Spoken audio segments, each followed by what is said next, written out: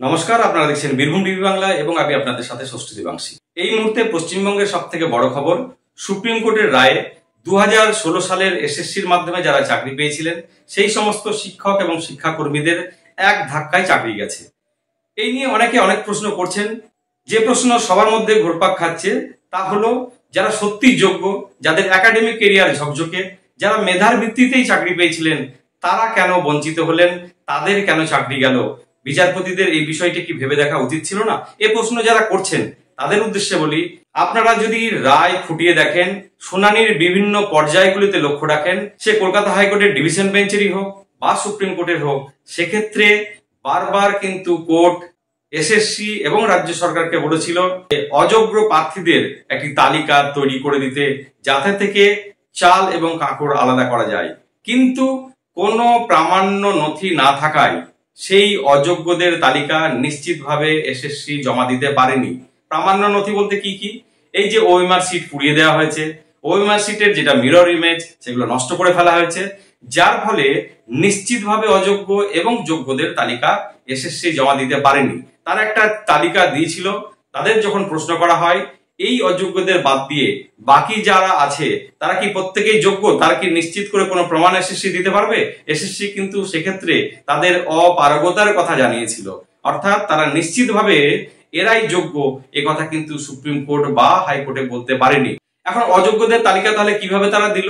আপনারা জানেন কোন কোন পদ্ধতিতে এই মেধা তালিকায় জালিয়াতি হয়েছে। প্যানেলের বাইরে যারা ছিল তারা চাকরি পেয়েছে, র্যাঙ্ক জাম্প করে চাকরি পেয়েছে, সাদা খাতা জমা দিয়ে চাকরি পেয়েছে, এবং যেটা বহুল আলোচিত বিষয়, সেই সুপার নিউমেরারি পোস্ট তৈরি করা হয়েছে রাজ্য মন্ত্রিসভার সম্মতির ভিত্তিতে।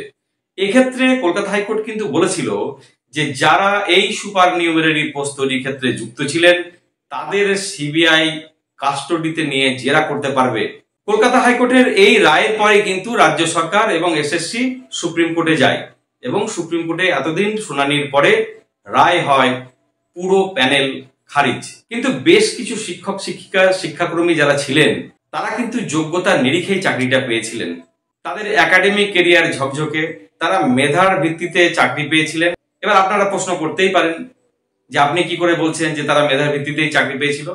এখন একজন শিক্ষিকার বক্তব্য আপনাদের শোনাবো, যিনি ইউনিভার্সিটি টপার এবং যিনি রাজ্যপালের কাছ থেকে গোল্ড মেডেল নিয়েছিলেন। কি বলছেন সেই শিক্ষিকা, আসুন শুনে নিই। গভর্নরের কাছ থেকে আমি স্নাতক স্তরে ফার্স্ট ক্লাস ফার্স্ট হওয়ার জন্য গোল্ড মেডেল নিয়েছি। তারপরে যদি আমার যোগ্য অযোগ্য প্রমাণ করার জন্য রাস্তায় এসে দাঁড়াতে হয়, তার থেকে লজ্জাজনক কিচ্ছু হয় না। এর থেকে সুপ্রিম কোর্ট পারলে আমাদেরকে মৃত্যুদণ্ড দিক। আমি কিভাবে প্রমাণ দেবো? 7 বছর আগে আমার কি কোনোভাবে ফিরে যাওয়া সম্ভব? 7 বছর আগে যে ছেলেটা মাধ্যমিকে ফার্স্ট হয়েছিল সে কি আজকে 7 বছর পরে পরীক্ষা দিলে মাধ্যমিকে ফার্স্ট হতে পারবে? আমার ইমোশনাল আউটবার্স্টটা হয়তো খুব বেশি হবে, কারণ আমার বাবা মা আমার উপর ডিপেন্ডেন্ট। আজকে দিনের পর আমি জানি না যে আমার কি হবে। আমি একমাত্র সন্তান আমার বাবা মায়ের। তো আমি স্কুলে সেরকম একটা খবর পেয়ে আমি ভীষণ ভাবে ভেঙে পড়েছি। আপনি কতটা যোগ্য? আমি অবভিয়াসলি, কারণ আমি ইউনিভার্সিটি টপার। আমি রবীন্দ্রভারতী ইউনিভার্সিটি থেকে মাস্টার্স কমপ্লিট করেছি। আমি স্নাতক স্তরে আমি ইউনিভার্সিটি টপার, আমি ফার্স্ট ক্লাস ফার্স্ট। আমি গভর্নরের কাছ থেকে গোল্ড মেডেল নিয়েছি। তারপরে যদি আমাকে প্রমাণ করতে হয় আমি যোগ্য কি অযোগ্য, আমার কিছু বলার নেই। এত বড় মানসিক একটা কাজ, এত বড় অপমান সামাজিক, কিভাবে মেনে নিয়ে গিয়ে চলবো জানি না। আমি মানসিকভাবে ভীষণ ভাবে ভেঙে পড়েছি। এরপরে যদি আমাকে প্রমাণ করতে হয় আমি যোগ্য কি অযোগ্য, যেখানে আমি একজন গভর্নরের কাছ থেকে আমি স্নাতক স্তরে ফার্স্ট ক্লাস ফার্স্ট হওয়ার জন্য গোল্ড মেডেল নিয়েছি, তারপরে যদি আমার যোগ্য অযোগ্য প্রমাণ করার জন্য রাস্তায় এসে দাঁড়াতে হয়, তার থেকে লজ্জাজনক কিচ্ছু হয় না। এর থেকে সুপ্রিম কোর্ট পারলে আমাদেরকে মৃত্যুদণ্ড দিক। এটা মেনে নেওয়া যায় না। গাফিলতিটা কোথায় বলে মনে হয়? আর কি বলবো, সবটাই আপনারা জানেন। কেন এই প্রশ্ন করছেন? আর কিছু বলবার আছে? কারা বেছে দিতে পারে যে কে যোগ্য কে অযোগ্য? সেটা তো একমাত্র পারে রাজ্য সরকার এবং এসএসসি। গতকাল এক প্রেস বিবৃতিতে মুখ্যমন্ত্রী জানিয়েছেন যে তারা রিভিউ পিটিশন করতে চলেছেন। এখন এই রিভিউ পিটিশন সম্পর্কে আপনাদের একটু বলি। রিভিউ মানে কিন্তু পুনর্মূল্যায়ন। আপনারা জানেন মাধ্যমিক এবং উচ্চ মাধ্যমিক পরীক্ষার্থী এছাড়াও বিভিন্ন পরীক্ষার্থী অনেক সময় তারা যে নম্বর পাবেন আশা করেছিলেন, যখন তার থেকে কম নম্বর পান তাদের মনে হয় যে আমার খাতার মূল্যায়ন ঠিকঠাক হয়নি, তখন তারা পুনর্মূল্যায়নের জন্য একটি আবেদন করেন। সেই পুনর্মূল্যায়নের আবেদন মানেই কিন্তু আপনি পরীক্ষককে চ্যালেঞ্জ করছেন, অর্থাৎ আপনি যে প্রত্যাশা করেছিলেন, আপনি যে নম্বর পাবেন বলে মনে করেন তার থেকে আপনি কম পেয়েছেন বা আপনাকে কম দেওয়া হয়েছে, আপনি সেটাকে চ্যালেঞ্জ করে রিভিউ করছেন। সুপ্রিম কোর্টের ক্ষেত্রেও কিন্তু বিষয়টা তাই। আপনি মনে করছেন যে আপনার প্রতি যে বিচারটা হয়েছে সেই বিচারের পুনর্মূল্যায়ন প্রয়োজন, আপনি যে বিচার পাবেন আশা করছিলেন সেই বিচার আপনি পাননি বা আপনার প্রতি ন্যায় বিচার হয়নি, আপনি সেই বিচারকদের উদ্দেশ্যে আবারও পুনর্মূল্যায়নের দাবি জানাচ্ছেন যে আমারটাকে পুনর্বিবেচনা করা হোক, এই রায়টাকে পুনর্বিবেচনা করা হোক। দেখুন, এই রিভিউ কিন্তু অ্যাকসেপ্ট হবে তার কোনো মানে নেই। রিভিউ যদি বিচারকদ্বয় মনে করেন যে হ্যাঁ সত্যি পুনর্মূল্যায়নের প্রয়োজন আছে, তবে তারা এটা অ্যাকসেপ্ট করতে পারেন, অথবা সরাসরি রিজেক্ট করতে পারেন, অথবা অ্যাকসেপ্ট করে বক্তব্য শুনে যদি আবার সরকার বা এসএসসি বা অন্য পার্টি যারা আছে এই কেসের, তারা যদি প্রামাণ্য নথি দিতে পারেন, আদালতকে বোঝাতে পারেন যে হ্যাঁ কিছু ভুল ভ্রান্তি হয়তো থেকে গেছিল এই রায়ের ক্ষেত্রে, সেক্ষেত্রে পুনর্বিবেচনা হলেও হতে পারে। তবে প্রাক্তন বিচারপতি, বর্তমানে বিজেপির এমপি অভিজিৎ গঙ্গোপাধ্যায়, তিনি কিন্তু এখনো আশার আলো দেখছেন। তিনি ঠিক কোন পদ্ধতির কথা বলেছেন আসুন একবার শুনে নিই। এই মুহূর্তে মমতা বন্দ্যোপাধ্যায়, তাকে আজকে আমি দিদি বলেই সম্বোধন করব যেহেতু রাজনীতির ঊর্ধ্বে উঠতে বলছি, দিদি এই মুহূর্তে যেন একটি কমিটি গঠন করেন, এবং কেন করবেন এটা বলছি যে আমি মনে করি, আমি যতদূর জানি, আমি যতদূর বুঝেছি, এই যারা জালিয়াতি করে চাকরি পেয়েছে এবং যারা সত্যি সত্যি ভালোভাবে সৎভাবে পরীক্ষা দিয়ে চাকরি পেয়েছে, তাদেরকে আলাদা করা আজও সম্ভব। আমি কাউকে দোষারোপের প্রশ্নে যাব না, আজকে যাবার সময় নয়। এই যে ছেলেগুলোর ভাগ্যে বিপর্যয় নেমে এসেছে, এখান থেকে ওদেরকে উদ্ধার করতেই হবে। আমরা ওদের চেয়ে বয়সে অনেক বড়। আমি বলবো একটা কমিটি গঠন করুন, যার মাথায় চেয়ারম্যান হিসেবে শিক্ষামন্ত্রী থাকতে পারেন, যেখানে অ্যাডভোকেট জেনারেল থাকতে পারেন, যেখানে বিকাশ রঞ্জন ভট্টাচার্য থাকতে পারেন, যেখানে আমি থাকতে পারি, এবং যেখানে যারা মূল মামলাগুলো করেছিলেন সেই সুদীপ্ত দাশগুপ্ত, বিক্রম ব্যানার্জি এবং ফিরদৌস শামীম এরা থাকতে পারেন, এবং স্কুল সার্ভিস কমিশনের চেয়ারম্যান এবং তাদের আইনজীবী থাকতে পারেন। এইটা করে যদি আমরা আলোচনা করে এবং ওগুলো বার করে যদি আমরা একটা লিস্ট তৈরি করতে পারি যে যারা দুর্নীতিগ্রস্তভাবে চাকরি পেয়েছে, আমি আবার বলছি আজকে আমি কাউকে দোষ দিচ্ছি না, এসব দোষগুণের ঊর্ধ্বে উঠে আমাদেরকে কাজটা করতে হবে। এই 26,000 লোকেদের, ছেলেদের বিপর্যয় থেকে উদ্ধার করতে হবে। আমরা লিস্টটা তৈরি করে ফেলতে পারবো বলে আমি আজও মনে করি। তবে সরকার এবং জনগণের একটা বড় অংশ মনে করছে সত্যি যারা যোগ্য প্রার্থী, যারা কান্নায় ভেঙে পড়েছেন, যারা আগামীকাল থেকে সংসার কিভাবে চালাবেন বুঝে উঠতে পারছেন না, যারা পরিবারের একমাত্র উপার্জনক্ষম ব্যক্তি ছিলেন, তাদের ক্ষেত্রে সত্যি এটা আশাহত করার বিষয়। যোগ্য প্রার্থীদের ক্ষেত্রে অবিচার হলো বলে অনেকে মনে করছেন, এবং সেই মনে করাটা কিন্তু সঙ্গত। কিন্তু এই সহানুভূতির দোহাই দিয়ে পুরো দৃষ্টিভঙ্গি অন্যদিকে ঘোরানোর চেষ্টা চলছে না তো? কি বলছেন বিশিষ্ট সাংবাদিক প্রসেনজিৎ বক্সী, আসুন শুনে নি তার কাছ থেকে। চারিদিকে সহানুভূতির ঝড় চালানোর চেষ্টা হচ্ছে, চালানো চেষ্টা হচ্ছে। মানুষ কাঁদবেন স্বাভাবিকভাবেই, যে অবস্থার মধ্যে মানুষ পড়েছেন তাতে শুধু কাঁদছেন এটুকুই অস্বাভাবিক। তাদের আর কি ধরনের ভেতরে উথাল পাতাল হচ্ছে সেটা আমাদের মতো সাংবাদিকরা ছাড়া বোধহয় খুব কম পেশার মানুষ আছেন যারা বুঝতে পারছেন। কারণ আমরা যারা সাংবাদিক তারা 2-3 বছর অন্তর অন্তর চাকরি খোয়াই, এবং তারপরের চাকরিটা কবে পাবো, কাজটা কবে পাবো তার কোনো নিশ্চয়তা নেই। এখানে একটা আলাদা বিষয় আছে যে এনারা আর কি করবেন এনারা এখনো জানেন না, কারণ এরা চাকরির নিশ্চয়তার কারণে সরকারি চাকরিতে এসেছিলেন।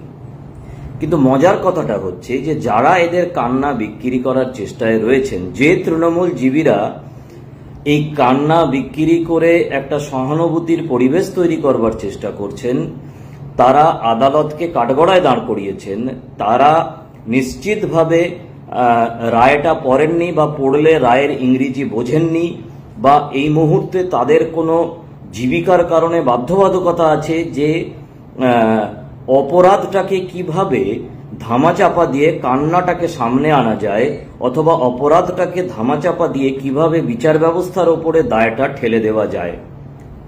আমরা একটা সময় বলি যে 1 টাকা চুরি আর 1000 কোটি টাকা চুরি দুটোই সমান। আর এখন আমাদের কাছে প্রশ্ন হচ্ছে যে কয়েকটা অযোগ্যের জন্য সমস্ত যোগ্যরা চলে গেল। কেউ এই প্রশ্নটা করছেন না কিছুতেই যে কেন তালিকাটা তৈরি হয়নি। আর যারা বলছেন যে তালিকা যদি তৈরি হয়নি তাহলে আদালত কি করে বলল যে অযোগ্যদের টাকা তারা ফেরত দিতে হবে, তারা দয়া করে পুরো বিচারটা পড়ুন, পুরো যে বয়ানটা আছে সেটা পড়ুন, তারপরে এই ধরনের আলটপকা তৃণমূল জীবী টাইপের মন্তব্য করুন। দ্বিতীয় আরেকটি কথা হচ্ছে যে আমি যেটা বলছিলাম যে অপরাধকে ধামাচাপা দেওয়ার জন্য, এটা তো পরিষ্কার কথা, যদি একজনও এরকম তালিকা এসএসসি বা রাজ্য সরকার দিত যে এই লোকটি পয়সা দিয়েছে, তারপরেই প্রশ্ন আসতো কাকে পয়সা দিয়েছে, তারপরেই প্রশ্ন আসতো যে ওই পয়সাটা কিভাবে ব্যবহার হয়েছে, তারপরেই প্রশ্ন আসতো যে এই পয়সাটা নিয়ে তার চাকরির ব্যবস্থাটা যেটা করা হয়েছে সেটা কিভাবে করা হয়েছে, অর্থাৎ সাদা ওয়েমার না কালো ওয়েমার। এইটুকু বোঝার জন্য শুধু তৃণমূলের দাক্ষিণ্য প্রয়োজন? এটা তো সাধারণ একটা বুদ্ধির মধ্যে পড়ে যে কোনোভাবেই তালিকা কোনো আদালতের সামনে রাজনৈতিক শক্তি বা তাদের স্টুজ তারা দিতেন না এবং দিতেন না। তারা এইভাবেই ওই 3 ইডিয়টস এর মতো আপ ক্যা জানতে হ্যায় মেরা রোল নাম্বার ক্যা হ্যায়, আপ ক্যা জানতে হ্যায় মেরা मैं कौन हूं বলে সবকটা খাতা গুলিয়ে দাও একসঙ্গে, তাতে আর ধরা যাবে না কে চুরি করলো আর কে চুরি করলো না, আর যারা চুরি করলো তারা কার মাধ্যমে চুরি করলো সেটাও ধরা যাবে না। তাই দয়া করে কান্না বিক্রি বন্ধ করুন আর চেষ্টা করুন যে যারা সত্যি যোগ্য তারা কিভাবে অন্য কাজের মধ্যে নিজেদেরকে আগামী দিনে নিশ্চিত করতে পারবেন, সেই চেষ্টাটা কিভাবে করা যায় সেটা ভাবুন। অপরাধকে ধামাচাপা দেওয়ার চেষ্টা করবেন না, অপরাধীকে ধামাচাপা দেওয়ার চেষ্টা করবেন না। আপনারা একটা বিষয় লক্ষ্য করেছেন, গতকাল বিভিন্ন সংবাদ মাধ্যমে আমরা দেখছি যোগ্য চাকরি প্রার্থীদের একেবারে ভেঙে পড়ার চিত্র। সেই চিত্র সত্যি হৃদয় বিদারক, কিন্তু অযোগ্য প্রার্থী যারা তারা কিন্তু এখনো প্রকাশ্যে আসেননি।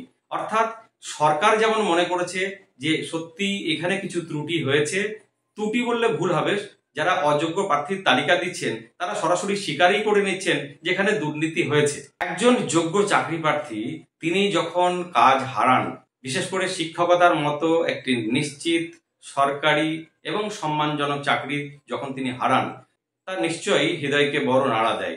এরকমই একজন শিক্ষক, তিনি সরাসরি কাকে দায়ী করছেন শুনেন। এমন ভয়ঙ্কর আন্দোলনের সাক্ষী হবে পশ্চিমবঙ্গ। মমতা বন্দ্যোপাধ্যায়ের 14 তলার নবান্নে আর উনি কতদিন থাকতে পারেন কিছুটা সময় নিচ্ছি আপনাদের জানাবো।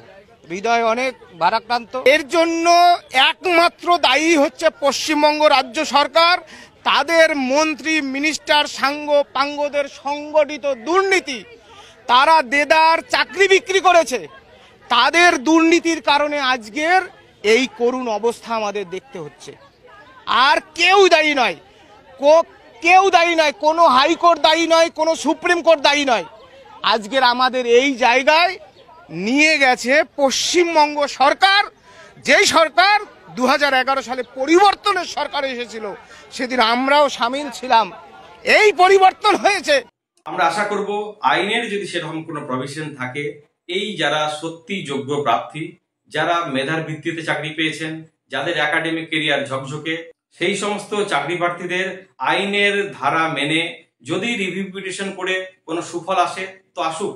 বিশিষ্ট আইনজীবী তরুণজ্যোতি তিওয়ারি তিনি একটি সংবাদ মাধ্যমে এই 2016 সালের এসএসসি প্যানেল খারিজ হওয়ার পাশাপাশি 32,000 প্রাথমিক শিক্ষকের নিয়োগ নিয়েও কিন্তু আশঙ্কা প্রকাশ করেছেন। ঠিক কি বলছেন তিনি, আসুন শুনে নি তরুণজ্যোতি তিওয়ারির কাছ থেকে। ওয়ার্নিং দিয়ে যাচ্ছে, আজকে আমি এখান থেকে পরিষ্কার ওয়ার্নিং দিচ্ছি। প্রাইমারিতে 32,000 চাকরি ডিভিশন বেঞ্চে দয়া বেঁচে আছে। সরকারের কাছে এখনো সুযোগ আছে যে প্রবলেমগুলো আছে সলভ করুক। অ্যাপটিটিউড টেস্ট হয়নি পরিষ্কার, রিজার্ভেশন রোস্টার ফলো হয়নি পরিষ্কার, প্যানেল নেই পরিষ্কার। 2016 সালের এই এসএসসির প্যানেল খারিজ নিয়ে যে যাই বলুন না কেন, একটা বিষয় নিশ্চিত, পশ্চিমবঙ্গের শিক্ষা ব্যবস্থায় এই একসাথে 25,752 জনের চাকরি চলে যাওয়া শিক্ষাক্ষেত্রে একটি বড় ধস।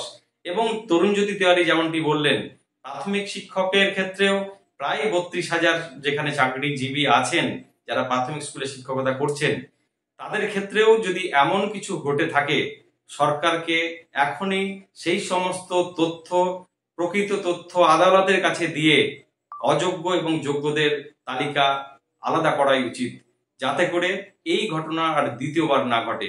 আরেকটি বিষয় একদম শেষে আপনাদের বলি, হাইকোর্টের যে আরেকটি পর্যবেক্ষণ ছিল সুপার নিউমেরারি পোস্ট তৈরি নিয়ে, রাজ্য মন্ত্রিসভার যেসব সদস্য ওই বৈঠকে উপস্থিত ছিলেন তাদের সিবিআই কাস্টডিতে নিয়ে জেরা করতে পারবে বলে যে রায় দিয়েছিল কলকাতা হাইকোর্ট, সেই রায়ের উপরে সুপ্রিম কোর্টে আগামী 8ই এপ্রিল শুনানি আছে। অর্থাৎ সেই রায়ও যদি বহাল রাখে সুপ্রিম কোর্ট, সেক্ষেত্রে সিবিআই এই সুপার নিউমেরারি পোস্ট তৈরির ক্ষেত্রে যারা যারা যুক্ত ছিলেন তাদের কাস্টডিতে নিয়ে জেরা করতে পারবে। এখন দেখার সুপ্রিম কোর্ট ওই অংশটুকু নিয়ে আগামী 8ই এপ্রিল ঠিক কি রায় দেন, সেদিকে লক্ষ্য থাকবে আমাদের। নমস্কার।